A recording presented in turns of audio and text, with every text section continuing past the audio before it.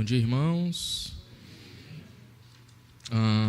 Queria convidar os irmãos a abrir, estamos terminando Efésios, que bênção. Então, capítulo 6 de Efésios, o versículo 10 até o 20, um texto bem conhecido, usado por muitos para falar sobre a armadura de Deus. Então, você vai lembrar músicas, pessoas fazendo artes, histórias sobre essa temática da armadura de Deus. E nós vamos trabalhar ela hoje. Espero dividir duas partes. Na outra, espero terminar a armadura e terminar com as conclusões de Paulo em Tíquico e as bênçãos, né? A gente tentar ler ela do 10 a fazer ela hoje uma parte da armadura de Deus, tá? Espero que todos os irmãos tenham aberto. Efésios 6, versículo 10 em diante. Quanto ao mais, sede fortalecidos no Senhor e na força do seu poder. Revesti-vos de toda a armadura de Deus, para poderdes ficar firmes contra as ciladas do diabo. Porque a nossa luta não é contra o sangue e a carne, e sim contra os principados e potestades, contra os dominadores deste mundo tenebroso, contra as forças espirituais do mal nas regiões celestiais. Portanto, tomai toda a armadura de Deus, para que possam resistir no dia mau, e depois de teres vencido tudo, permanecei firmes, tendes vencido o mundo, permanecei inabaláveis. Estais, pois, firmes, cingindo-vos com a verdade e vestindo-vos da couraça da justiça. Calçai os pés com a preparação do evangelho da paz, embraçando sempre o escudo da fé, com o qual podereis apagar todos os dardos inflamados do maligno. Tomai também o capacete da salvação e a espada do Espírito, que é a palavra de Deus, com toda oração e súplica, orando em todo o tempo no Espírito, e para isto vigiando com toda perseverança e súplica por todos os santos. E também por mim, para que me seja dado no abrir da minha boca a palavra para com intrepidez fazer conhecido o mistério do Evangelho, pelo qual sou embaixador em cadeias, para que em Cristo eu seja usado para falar como me cumpre fazê-lo. Vamos orar, irmãos. Senhor, muito obrigado pela tua santa e pura palavra, que o Senhor possa nos guiar nesse ensino, que o Senhor possa falar por meio da tua santa e pura palavra, e o Senhor somente nos instrui, que possamos assim crescer nas Escrituras, para sermos fortalecidos no Senhor e viver de acordo com o teu agrado. Em nome de Jesus, amém. Irmãos, o texto de Efésios 6, ele não surge num vácuo, né? Ele vem de um contexto. A gente está lendo desde o versículo 1. E aí eu sempre repito, quando tenho uma oportunidade novamente de falar a vocês, que Efésios capítulo 4, 5 e 6 são aplicações de tudo aquilo que o apóstolo Paulo definiu e trabalhou fundamentalmente na sua teoria doutrinária, sobre a redenção, sobre a nossa identidade em Cristo, sobre os estar ligados em Cristo, como a gente viu na conferência dos jovens, né? Os frutos da união com Cristo. E dessa ideia de falar dos frutos da união com Cristo é justamente eu lendo Efésios, e justamente o termo de em Cristo, no amado, nele, é constantemente falado, expressado, escrito. E o apóstolo Paulo está sempre mostrando essa união do crente com Jesus. E a partir dessa unidade, que vem por meio da obra redentora de Cristo, que é porque estamos ligados a Ele, que é o cabeça, é que nós desfrutamos das bênçãos e das verdades magníficas do Evangelho. É porque estamos em Cristo, unidos a Ele. E dois textos que eu sempre digo que são fundamentais, e eles vêm para essa ideia aqui de Efésios 6, é justamente Efésios 9 e 10, que é um dos textos para mim sentar, Efésios 1, 9 e 10, que é um texto central na epístola, que ele fala, desvendando-nos o mistério da sua vontade, segundo o seu beneplácito, que propuser em Cristo, de fazer convergir nele, na dispensação da plenitude dos tempos, todas as coisas, tanto no céu como na terra.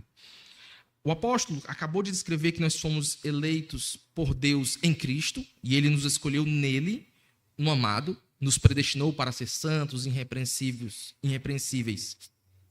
em Jesus, no amado, nele. Ele vai continuar isso, e ele vai enfatizar a obra de Jesus na cruz. Ele fala, versículo 6, para o louvor de sua glória e sua graça, que nos concedeu gratuitamente no amado, no qual temos a redenção pelo seu sangue, a remissão dos pecados, segundo a riqueza da sua graça.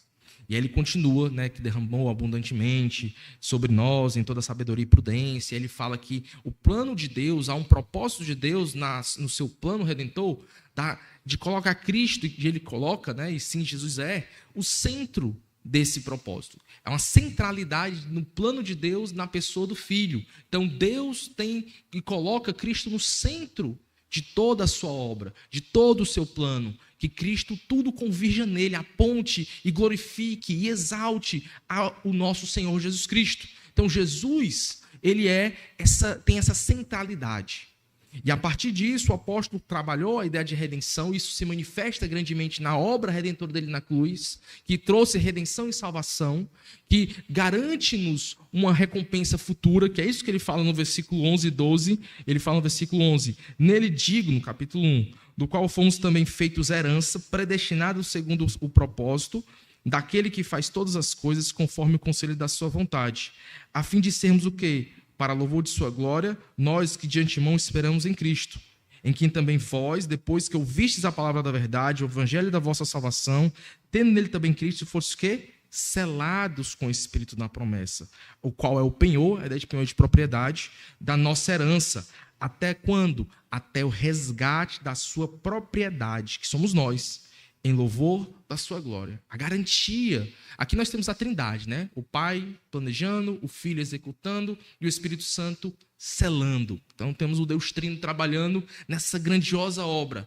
Nós vemos que esse texto da centralidade, de apontar, convergir tudo em Cristo, tem dois aspectos. Um aspecto presente, que já experimentamos até com a igreja, que ele é o cabeça, que ele une todas as coisas nele, mas também tem um aspecto futuro, porque ele fala de um aspecto que ainda vai por vir.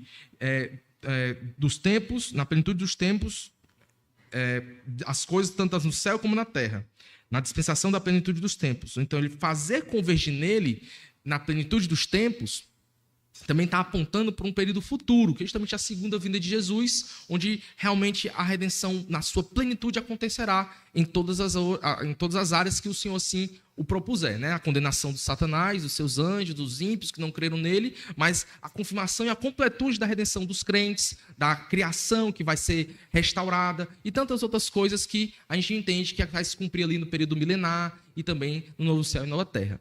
Então, nesse sentido, nós temos que a ideia de que essa grandiosa obra converge para tudo aquilo que Paulo vai trazer constantemente posterior na carta. No capítulo 2, ele fala sobre a nossa conversão, de que Jesus é a nossa paz, onde o Pai, por meio do Filho, reconciliou com Ele mesmo todas as coisas. Só existe um caminho de reconciliação entre os homens e Deus, Jesus Cristo. Não há outro caminho, não existe outra paz com Deus. Você só pode ter paz com Deus por meio de Jesus. Fora de Jesus, não há redenção. Não existe outro mediador. Não existe outro redentor. O redentor é Jesus Cristo. Ele é prometido no Antigo Testamento e ele vem conforme as promessas. Todos aguardavam a chegada do Filho de Deus, Jesus Cristo. A gente está lendo, até viu isso hoje na nossa aula da IBD de Cristologia. As profecias apontando, falando e a expectativa do Messias chegar.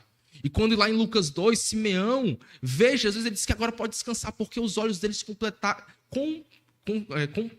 contemplaram a salvação de Deus, contemplaram a revelação de Deus, a glória de Deus.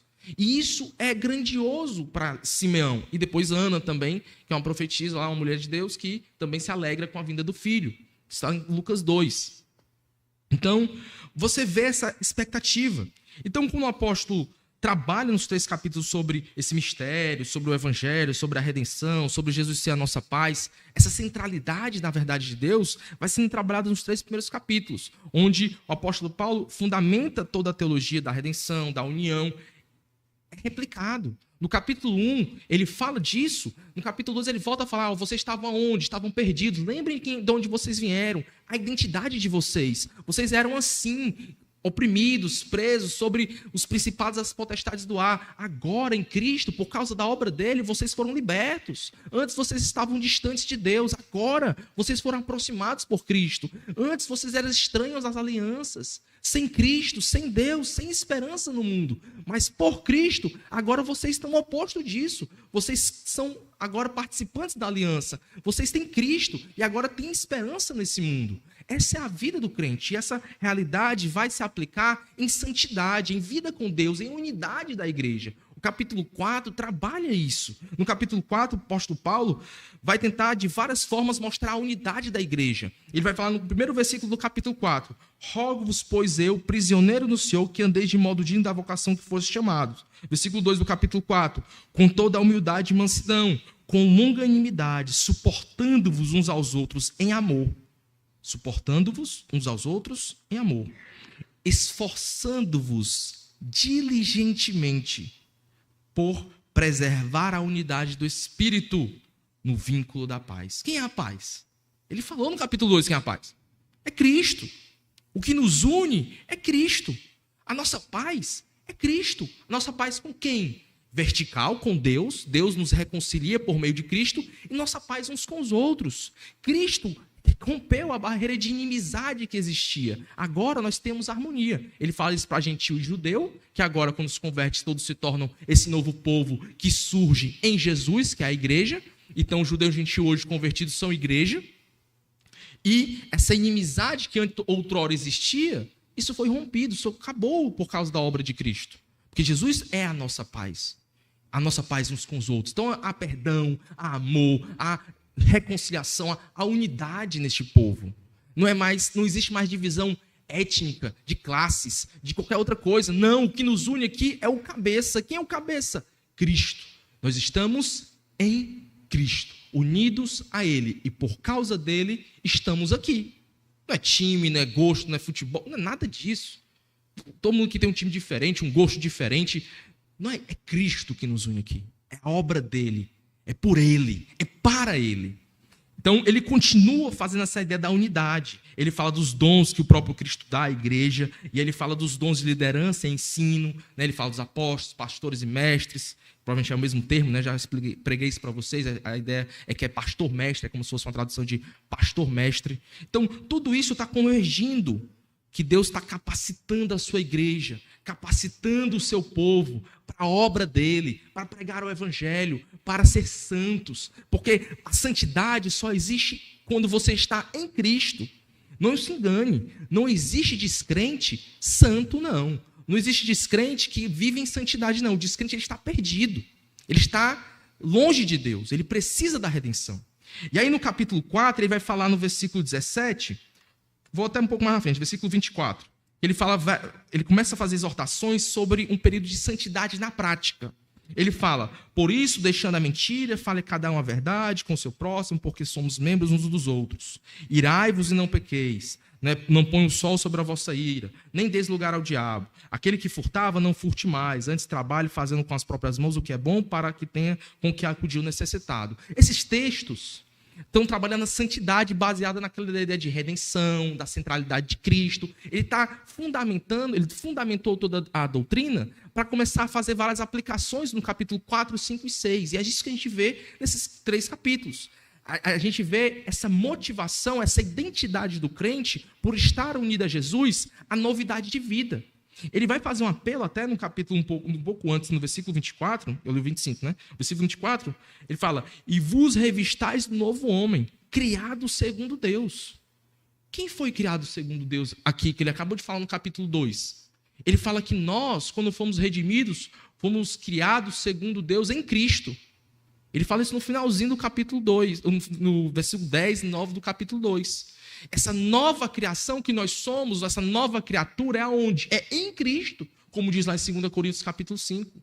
Então, tudo isso está convergindo para que a gente chegue no capítulo 6. As armaduras que vão ser faladas aqui, ela vem de um contexto, ela vem de uma realidade onde tudo está fundamentado na obra redentora e a centralidade de Cristo, na união da igreja, desse povo que precisa caminhar como filhos de Deus, como diz Efésios 5.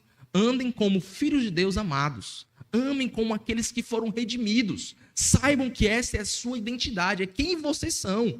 Vocês não são mais como os que andam perdidos. Não, vocês são diferentes. Por quê? Porque são bons? Não. Porque são fora do sério, são fenomenais, capazes. Não é por isso. É por causa de Cristo. Pelo que Ele fez. Pela obra redentora dEle. Pela essa obra que Ele fez na sua vida, que não veio de nós. Não foi nós mesmos. Efésios 2 é muito claro. Nós estávamos mortos nos nossos delitos e pecados. Andando desgarrados nesse mundo. Sem Deus, sem Cristo. Distante das alianças da promessa. Mas por Cristo.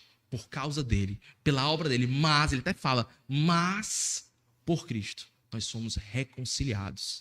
Ele é a nossa paz. Ele nos reconciliou. E isso é fundamental.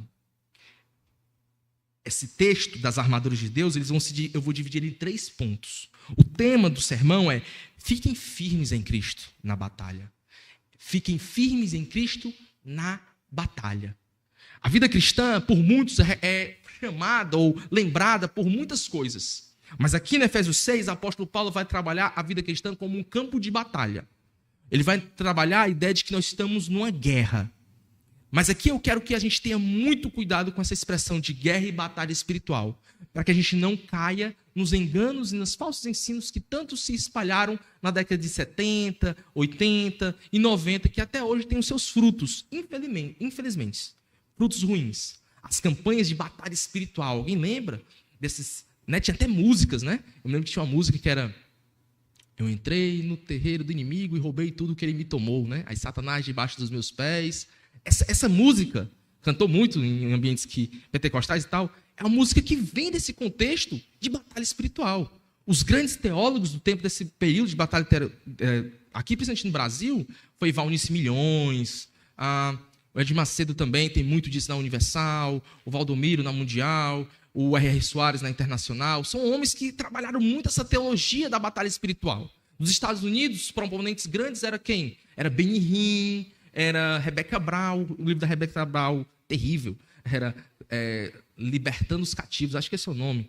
A capa do livro já dá medo, é uma coisa escura, assim, um cara assim, uma luz vindo, dá medo a capa do livro, você pensa que é de terror. E praticamente é um livro que fala muito sobre essa opressão, e aí é um ambiente que fala de batalha espiritual de uma forma errada, não bíblica. E a gente vai ver como o apóstolo Paulo trata a batalha espiritual. É um ambiente que muitas vezes é opressivo, porque as pessoas pensam que o diabo é uma força como Deus é. E não é isso que Paulo vai falar aqui nas armaduras de Deus. Não é isso que Paulo vai ensinar aqui. Os pessoal ficam tudo com medo com seta, já viu isso? Estou sendo setado, tudo é seta. As pessoas não vivem em paz na sociedade. Todo descrente, as pessoas que caminham no ambiente que a gente vive, eles andam com medo, porque esses livros e essas perspectivas muitas vezes ensinam as pessoas um tipo de batalha espiritual, um tipo de batalha onde o diabo é quase onipotente, ou se torna o centro do culto, onde se torna o motivo da liturgia. E não é isso que a gente vê nas Escrituras. Não é isso que nós vemos na Bíblia. Existe uma batalha? Existe. Mas a gente vai ver que essa batalha não é entre iguais. Existe um Deus soberano sobre tudo. E na forma geral, é um massacre. Não é uma batalha. É um massacre. Porque é Deus que governa e Deus que reina. E o outro é usado por Deus conforme o seu propósito. Lembre-se disso. Jó é um exemplo claro disso. Jó é um exemplo claro. Nunca Satanás tocou Jó sem Deus permitir. Nunca Satanás fez algo que Deus não tenha dito para ele fazer. Como disse Martinho Lutero, Satanás é um cão na coleira de Deus. Deus só permite que ele vai até onde ele quer. Se Deus dizer não vai, não vai. Se Deus dizer vai, vai. É desse jeito. Lembre-se disso. Batalha espiritual não precisa ter agonia, se você é um crente em Jesus. Se você é descrente, aí você tem medo, tá? Então vamos lá. Essa batalha, esses versículos vão ser divididos em 3 pontos. O primeiro é 10 ao 13, que é vestir a armadura. Versículo 14 ao 16 é o segundo ponto, permanecer firme com a armadura. E o versículo 17 ao 20, que é receber as peças finais da armadura. Basicamente, essa é a ideia do apóstolo. Dividir basicamente assim. Então, no versículo 10, e esse é o tema, fiquem firmes em Cristo na batalha, ele fala, quanto ao mais, sedes fortalecidos no Senhor, na força do seu poder. E é interessante esse primeiro ponto, é que o fortalecimento, a força que o crente tem que ter para enfrentar as batalhas, ela não é algo que vem do crente, não é algo de nós mesmos. Onde você busca essa força? É no Senhor. Paulo está concluindo a sua carta, está lembrando aos crentes. Um pouco antes, ele pede para os crentes que eles pudessem conhecer o poder de Deus. Ele fala isso lá em Efésios 1, versículo 19. Diz assim, versículo 18 ele começa, né? Iluminando os olhos do vosso coração para saberdes qual é a esperança do seu chamamento, qual a riqueza da glória da sua herança nos santos. Aí ele fala no versículo 19. E qual é a suprema grandeza do seu poder para com os que cremos, segundo a eficácia da força do seu poder, qual exerceu nele em Cristo e tudo mais. Então parece que o apóstolo Paulo está orando pelos crentes, para que os crentes pudessem ser iluminados, entendessem a grandeza, a força do poder de Deus atuando neles. E essa mesma ideia aparece aqui. Parece que o apóstolo Paulo, aquela força que vocês têm que saber, que vocês têm que entender, ela tem que fortalecer vocês. Deus é a fonte da sua força. A sua força não vem de você mesmo, ou de outra coisa, a não ser de Deus. Deus é quem nos fortalece. E a gente tem isso nas Escrituras de várias formas. O Deus é quem capacita e fortalece o crente. É Ele que é a nossa paz, Ele que é a nossa esperança, Ele é aquele que nos capacita para caminhar a vida com Deus, com o próprio Pai. Então, sem Cristo, como eu falei aqui, não há santidade. Sem Cristo, não há essa força de nós mesmos. A gente vê muito isso nos coach, e até nessas igrejas que muitas vezes tem uma teologia da prosperidade ou outra coisa. Que muitas vezes você é forte, você é capaz, sabe, tem todo um estigma, um ensinamento sobre a força interior, ou que você é esse humanismo que coloca tantas vezes o homem como o centro. Nas Escrituras nós não vemos isso. Nós temos a ideia de que o Senhor é o centro. E aqui o Senhor, essa expressão, pelo contexto, é quem? Jesus. Então, a força que vem de Jesus para vocês. Assim como em Efésios 4, ele que dá os dons à sua igreja, capacita os seus para exercer o ministério, assim também aqui, ele é quem fortalece o crente para a batalha espiritual. Essa realidade que é a batalha espiritual. Certo? O Senhor é a nossa força, e na força do seu poder. Então, ao estar em Cristo, é nele que nós estamos, é dele que nós temos a força para enfrentar e combater o que Paulo está prestes a declarar aqui. Então, nele, firmados, frutos da união com Cristo, nós estamos sendo fortalecidos para quê? Para enfrentar algo. Então, sejam fortalecidos aonde? No Senhor. Ele é a fonte do seu poder, Ele é a sua força, Ele é a sua garantia. Então, por causa dele, você vai trazer essa força para resistir. A ideia de toda a armadura de Deus, ela não fala tanto de combate, ela fala de fiquem firmes, ela fala de defesa, é mais uma ideia de defender. E eu vou explicar por que isso. Não tanto de atacar, mas a ideia de permanecer. Então, até os instrumentos que é escudo, né, a única coisa que ele vai falar que é mais ofensivo é a espada, lá no final. Mas as outras partes, a couraça e tudo, são armaduras que são para proteger ou ficar capacete, né, e tudo. Revestivos, e aí é um imperativo, ele manda essa ordem. Revestivos de toda a armadura de Deus para poderdes ficar firmes contra as ciladas do diabo. Então, no contexto, a ideia é que você não gera força, mas você recebe essa força do Senhor, você vive dessa força, que é a força do Senhor, a fonte, é claro, é o Senhor, e é nele, por causa da união com Cristo, que você recebe essa força. É impossível, por isso que eu falei para o descrente ter medo, porque é impossível qualquer pessoa descrente ter forças contra o mal. Porque a força para enfrentar o mal, as ciladas do diabo, vem de quem? De Deus, do Senhor. E o descrente está o quê? Está longe do Senhor. Ele está em pecado, está fazendo a vontade da carne, fazendo o que o diabo quer, e não fazendo aquilo que Deus quer. Então ele está longe dessa realidade, ele é escravo, em certo sentido, das artimanhas, do pecado e também daquilo que o diabo quer, né? As influências malignas da carne. Como diz Efésios 2, você andava como o curso do príncipe da potestade do ar desse mundo, né? Como diz Efésios 2. A gente andava outrora conforme o rumo deste mundo. Então, o descrente está longe disso. Então, aqui, somente no Senhor que nós temos força para enfrentar o mal, para ficar firmes contra as ciladas do diabo. E ciladas é um termo que parece com armadilha, artimanhas. E aqui eu quero que a gente pense muito sobre isso. O apóstolo Paulo, eu vou já ao versículo 12, ele fala assim: porque a nossa luta não é contra carne e sangue, não é contra o sangue e a carne, sim contra os principados e potestades, contra os dominadores deste mundo tenebroso, contra as forças espirituais do mal nas regiões celestiais. Essa ideia, essa batalha, o apóstolo Paulo não é a primeira vez que cita o diabo na carta. Em Efésios 2, por exemplo, que eu estou citando várias vezes, tem outros textos, você pode depois procurar aí, você tem uma variedade de textos, né? Vou ler agora Efésios 2, mas o próprio Efésios 1, 19 até o 23, ele vai falar sobre essa luta contra o mal.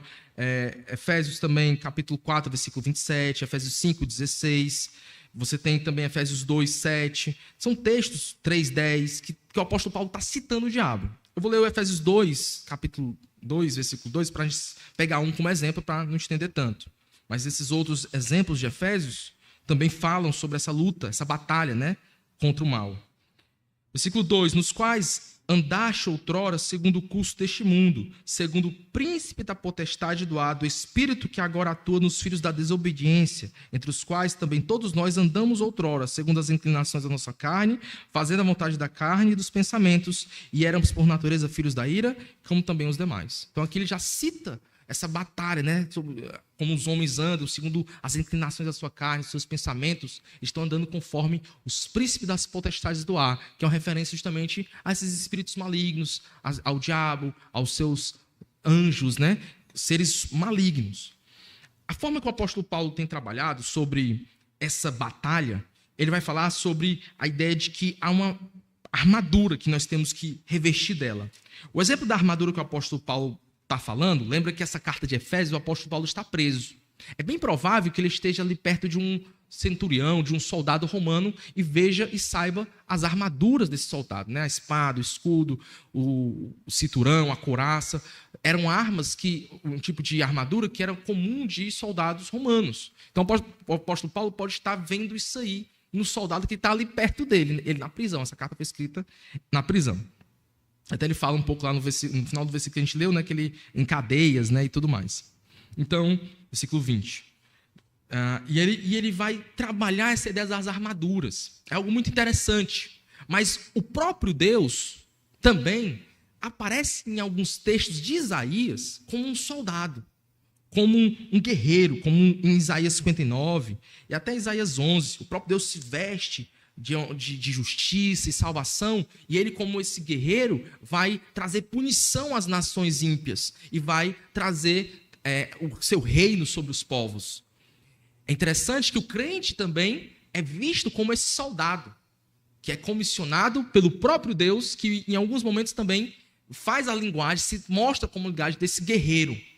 Então, nós, ligados ao maior e general de todos, estamos sendo comissionados com equipamentos que ele mesmo concede a nós, para que na batalha contra o mal possamos resistir e defender aquilo que o Senhor quer de nós.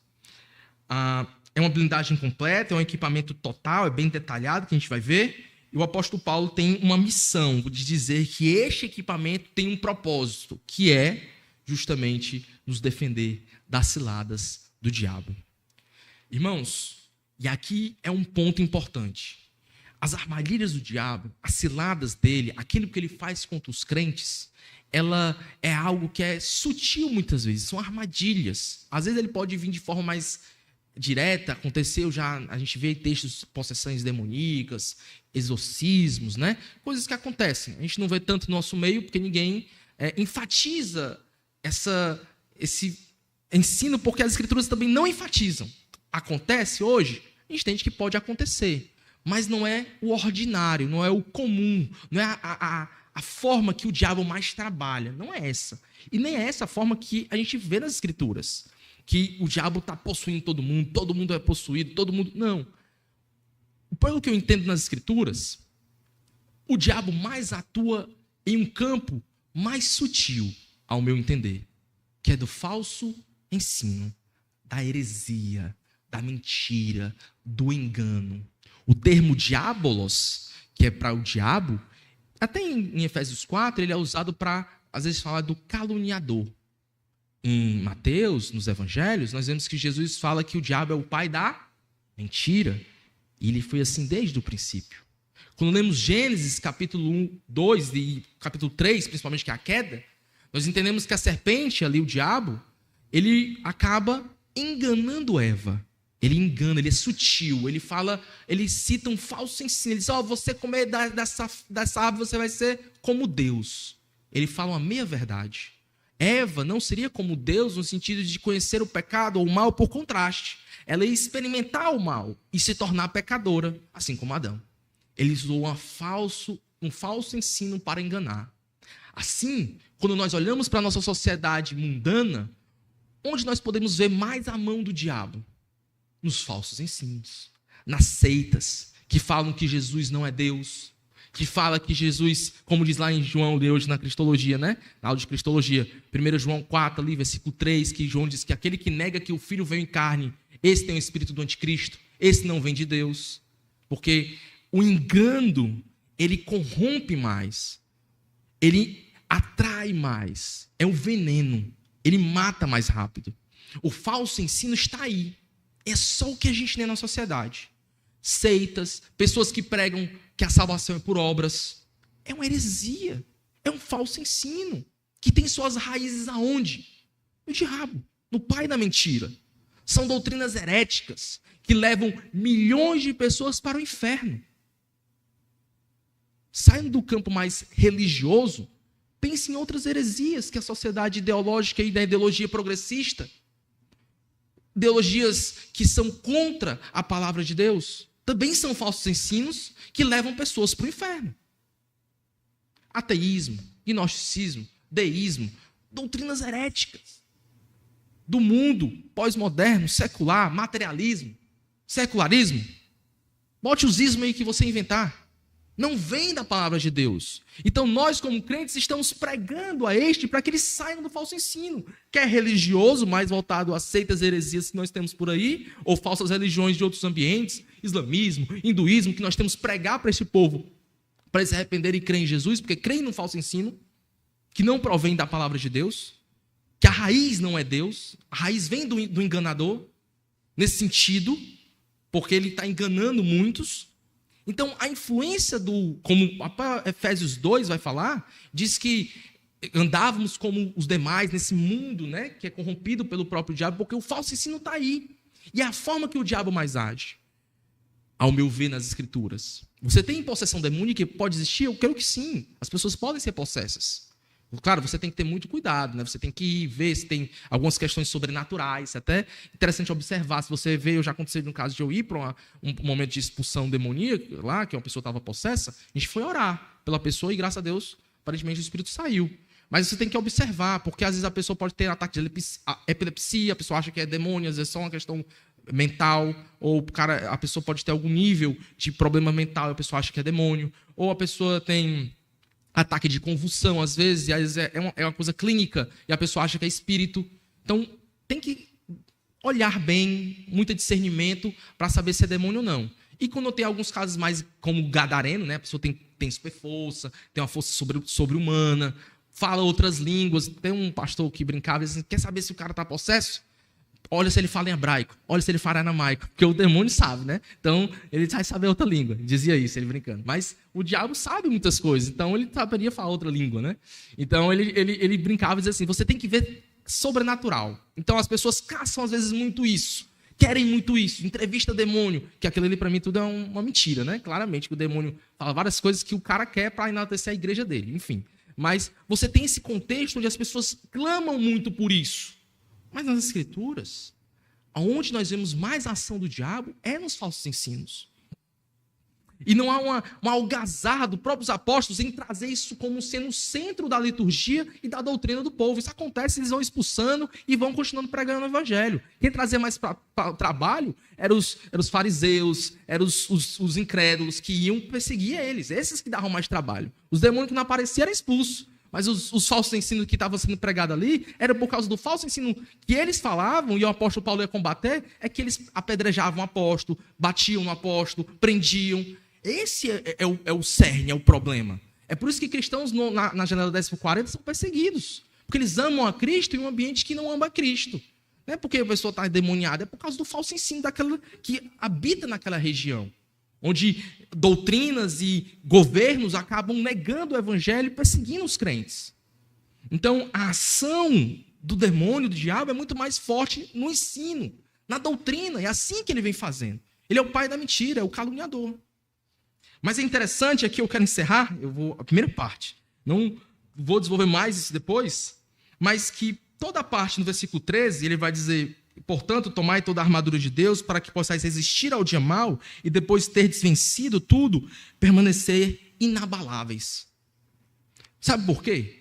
Porque nessa luta contra o mal, onde a nossa força vem do Senhor, a armadura vem do Senhor, e é dele que nos capacitamos, é ele que nos fortalece, e é uma busca mais contínua, progressiva, né? Fortalecer, sejam constantemente fortalecidos no Senhor. É uma ideia também que algumas traduções trazem, que é interessante. É isso mesmo? Sejam fortalecidos, ou constantemente sejam fortalecidos no Senhor. É algo fundamental entender que toda essa batalha do dia mau, parece que ele está enfatizando também que a perseguição do diabo aos crentes é mais intensa. É para o dia mau, é aquele dia que vai apertar. Vai ter um dia que vai ter uma ação mais terrível contra a vida dos crentes. E muitas pessoas, às vezes, questionam por quê. Eu estava lendo um livro, que é até interessante, quem quer estudar sobre batalha espiritual, do Augusto Nicodemos, até está pela editora Cultura Cristã, ele fala isso, que ele diz que tem uma história antiga, que era um senhor, não sei se é nos Estados Unidos, e um escravo. E aí o crente era o escravo. E o senhor não era crente, não acreditava em Deus. E ele ficava, às vezes, chacotando do escravo. Como é que pode? Eu sou um homem rico, sou um homem com posses, não tenho um problema na vida e não creio em Deus, estou de boas. E você, que é escravo, está aí, crendo em Deus, sofrendo, meu escravo, passando dificuldade, tendo que fazer um bocado de trabalho. Ele zomba. E, às vezes, o escravo, como crente, ele não sabia como responder. Aí ele disse que um belo dia eles foram caçar juntos, e esse homem era bom de tiro, ele atirou em alguns patos que voavam, e aí os patos, uma parte dos patos caem na água mortos, né? E os que estavam feridos, ele diz assim: olha, pega os feridos primeiro, porque os mortos estão lá e ninguém vai mexer nos mortos, a gente pode pegar quando quiser, mas os feridos podem caminhar e sair. Aí ele disse que teve um estalo. Aí ele disse assim: olha, eu tive uma luz aqui sobre o que o senhor falou naquele dia, qual a diferença entre nós? É porque, como eu estou vivo, o diabo quer me perseguir. Mas o Senhor já está morto, por causa que não tem Cristo, o diabo não liga mais, deixa o Senhor na sua prosperidade, porque o Senhor já é dele, nesse sentido. O Senhor já é dele, mas eu, como não sou, ele quer me tragar. Então, essa é a ideia que ele tomou. Por que o diabo persegue ou vai contra os crentes? Porque somos filhos de Deus. Porque estamos garantindo uma posição. Fiquem firmes, não é de avanço, é de posição. E aqui eu quero encerrar. Por que de posição? Porque lembra que em Efésios 1, voltem a Efésios 1. Vai dizer assim no versículo 3. Bendito Deus e Pai de nosso Senhor Jesus Cristo, que nos tem abençoado com toda sorte de bênçãos espirituais nas regiões celestiais. Existe uma conquista que Cristo deu a todo crente. É uma posição, é um local, é uma região, onde nós não podemos ceder espaço. É aquilo que Cristo conquistou na cruz. Existe uma vitória. A batalha espiritual, ela é esse termo, mas na verdade ela é um massacre, como eu falei, porque já foi vencida. Aonde foi vencida? Colossenses 2, 14 e 15. Colossenses 2. Abram aí a Bíblia de vocês lá em Colossenses, capítulo 2, versículo 14 e 15.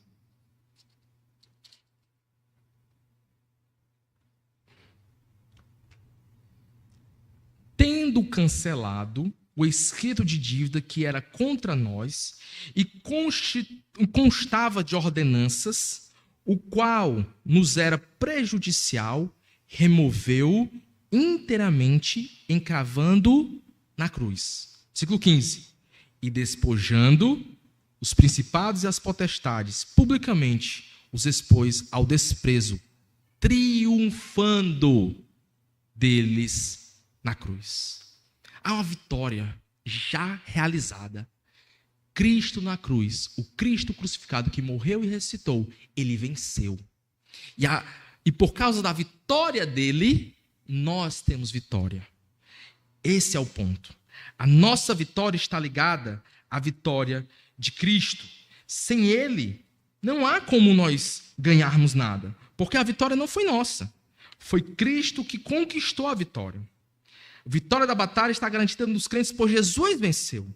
E a vitória de Cristo na cruz e a sua ressurreição garante a nossa vitória.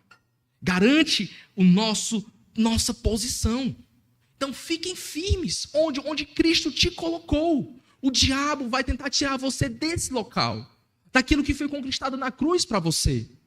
E nós vamos ver que não existe nada místico ou especial, como o pessoal usa, água ungida, sal ungido, uma oração específica. O que o crente tem que fazer, até as armaduras que o crente vão vestir, elas são uma vida de santidade. É o fruto do Espírito. A maioria das partes da armadura, você vai encontrar no fruto do Espírito. Leia Gálatas 5:25. E lê o que tem a armadura. Fé, a justiça. A gente leu nesse instante. 4:24, Efésios. Revestivos do novo homem em justiça e santidade. É um viver santo. É viver conforme agrada ao Senhor. Em novidade de vida. Em viver de acordo com o Evangelho diz. Uma vida digna para o Senhor. Uma vida que agrada a Deus. Um sacrifício agradável, Senhor, nossa vida. Um aroma suave às suas narinas. Quer vencer o diabo? Não ceda às suas tentações. Quer importunar o inimigo? Tinha um pregador antigo, no meio pentecostal, que dizia, essa é uma história, né? Que a pessoa tinha uma foto, conforme você era um crente, aquele procura-se, né? Homem de Deus, né? Aí no inferno ele dizia que tinha uma foto estampada, procura-se este homem de Deus, né? Que trazia tormento ao inferno, né? Essas coisas, né? Aí ele dizia que quando você era um crente medíocre, sua foto lá era 3x4, pequenininha. Mas se você fosse um crente muito santo, tinha um pôster seu lá. Então, a ideia era que quanto mais eu vivo em santidade e piedade com o Senhor, mais a minha vida irá importunar Satanás e os seus anjos e o inferno. Porque o que agrada a Deus é o que desagrada a Satanás. Deus me chamou para quê? Efésios 1:4. Me predestinou para ser santo e irrepreensível nele. As armaduras que ele me concede é justamente eu poder viver em santidade para agradar a ele e fazer a sua obra de pregar o evangelho. Não é um avanço, é uma firmeza naquilo que ele já me colocou, na posição de conquista. Já estou com ele lá, porque eu estou unido a ele. É um fruto da minha união com ele que me garante a redenção. Então, crente, quer vencer a batalha espiritual? Ore, lê a sua palavra e viva a palavra desse Deus. Viva a Bíblia. E isso vai atormentar Satanás e seus anjos. Lembra de Jó? Como é que acontecia com Jó? Satanás odiou a terra. Aí o que Deus fala?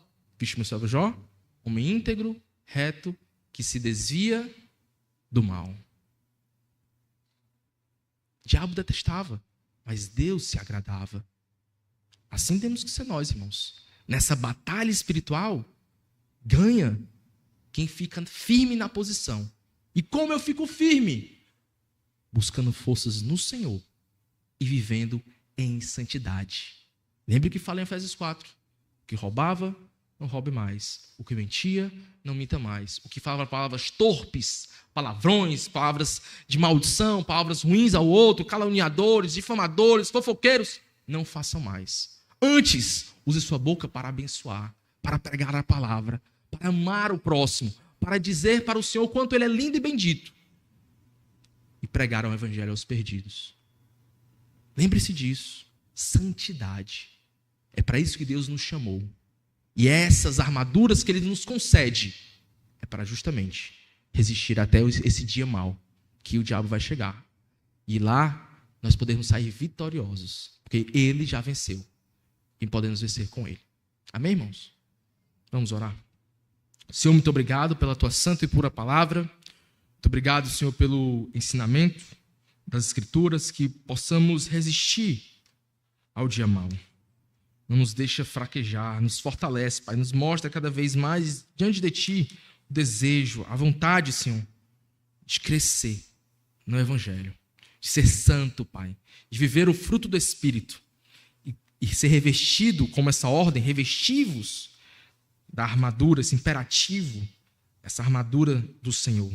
Que é justamente, como nós lemos, Senhor, uma vida de santidade, uma vida que é vivida conforme o Evangelho, a palavra de Deus. É essa vida que nós vamos fazer para o Senhor, para a glória do Teu nome.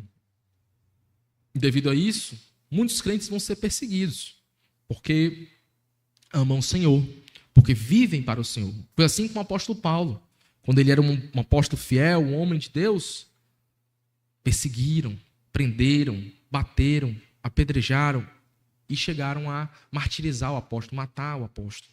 Assim foi com Pedro, assim foi com Estevão, assim foi com tantos mártires da igreja, homens fiéis, homens bíblicos, homens de Deus, mas por ser firmes e fiéis ao Senhor, eles foram perseguidos e mortos. Mas sabiam, Pai, que havia uma vitória, já tinham garantido o seu lugar com o Senhor e que a morte não é o fim para o crente. A morte é só um momento que é uma transição para que estejamos mais próximos do Senhor, como diz o apóstolo Paulo em Filipenses 1:21. Para ele o viver é Cristo e o morrer é lucro, porque estaria mais próximo do Senhor. Que nós possamos ver essas verdades no nosso dia a dia. Possamos viver, Pai. Eu sei que tantas vezes não é fácil. O mundo tem seus encantos, as ideologias, os ismos que o mundo prega, esses falsos ensinos que têm a influência na sua essência, de alguma forma. Satanás está ali, aplaudindo, gostando dessas teologias e ideologias, né, que tanto distorcem as Escrituras, que vão contra o Evangelho. E tantas vezes elas são sedutoras, estão ali para nos seduzir, Pai. São as ciladas, são as armadilhas do diabo, querendo que o crente saia da verdade do Evangelho e vá se encantar pelo secularismo, pelo materialismo, pelos esses ismos que estão aí. Nos ajuda, Pai, a não cair nas ciladas do diabo. Que nós possamos nos fortalecer no Senhor e no Senhor buscar o nosso reduto, nossa fortaleza e dizer não para aquilo que vai contra a Tua palavra e dizer não para aquilo que minimiza o Teu Evangelho. Dizer não para aquilo que esfria os nossos corações diante da verdade da Bíblia e das verdades eternas. Nos tira desse comodismo, nos ajuda, Senhor, nessa batalha para a honra e glória do Teu nome. Em nome de Jesus, assim que eu oro, eu te agradeço. Em nome de Jesus, amém.